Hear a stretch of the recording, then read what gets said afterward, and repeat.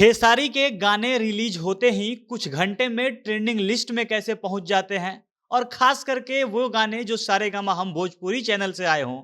इसके अलावा सारेगामा से पवन सिंह का भी गाना आता है तो ट्रेंड करने लग जाता है। अब यह ट्रेंड करने के पीछे क्या कारनामा होता है उसको लेकर खूब चर्चा होता है। लोग कहते हैं यह सब नॉर्मल नहीं है, कुछ ना कुछ इसके पीछे जरूर सेटिंग होता है।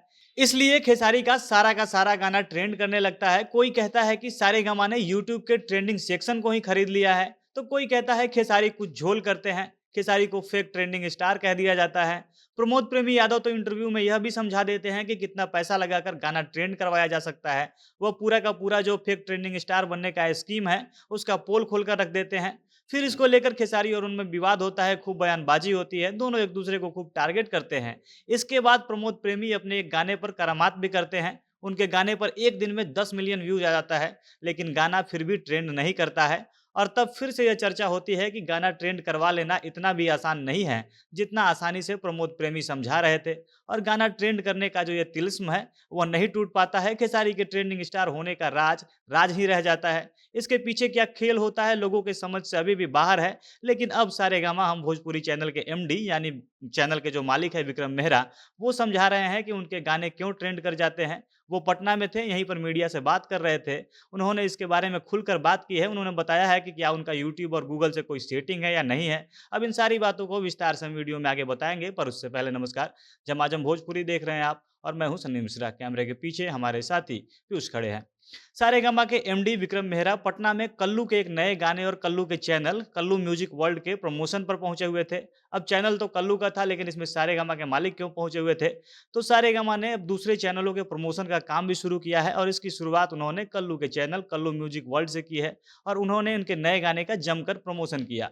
यहीं पर विक्रम मेहरा से जब यह पूछा गया कि खेसारी लाल के जितने भी गाने रिलीज होते हैं वो ट्रेंड करने लगते हैं और खासकर यह गाने तब ट्रेंड करते हैं जब वो सारेगामा हम भोजपुरी नाम के चैनल से आए हों। खेसारी के अलावा पवन सिंह और दूसरे भी कई गायकों के गाने अगर इस चैनल से आते हैं तो वह भी कुछ ही घंटों में ट्रेंड करने लगते हैं। इसका राज क्या है? तो विक्रम मेहरा हंसते हुए जवाब देते हैं कि गाना ट्रेंड करने के पीछे एकमात्र कारण है मेहनत और अच्छा कंटेंट। खेसारी जैसा स्टार जो एक दिन में 15-15 गाने शूट कर लेता है, हम जब उनके साथ काम करते हैं तो वह 2 दिन में मात्र एक गाना शूट कर पाते हैं। अब यह कितना बड़ा अंतर है आप खुद समझ सकते हैं। जब कोई कलाकार एक गाने पर इतना मेहनत करेगा तो उसका गाना ट्रेंड कैसे नहीं करेगा।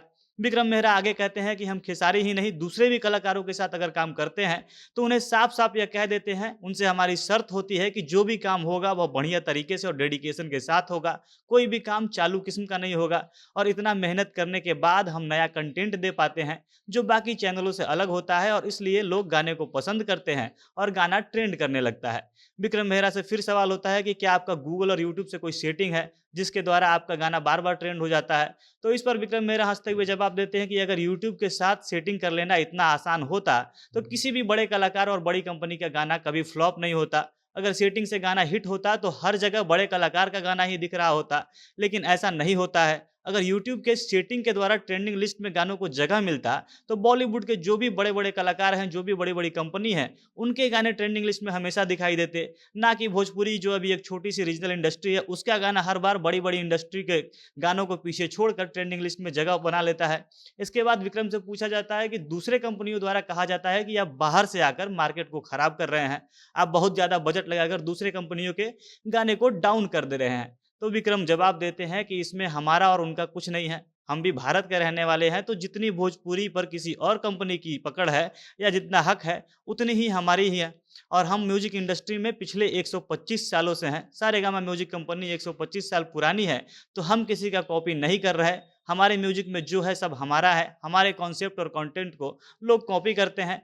उन्हें अपने कंपटीशन पर सवाल खड़े करने के बजाय अच्छे कामों का सपोर्ट करना चाहिए और खुद भी अच्छा काम करके भोजपुरी को बड़ा बनाना चाहिए। बाकी आपको विक्रम मेहरा का यह बयान कैसा लगा कमेंट करके हमें अपनी राय जरूर बताइएगा। झमाझम भोजपुरी देख रहे थे आप। भोजपुरी इंडस्ट्री से जुड़ी अन्य खबरों के लिए हमारे साथ बने रहें। धन्यवाद।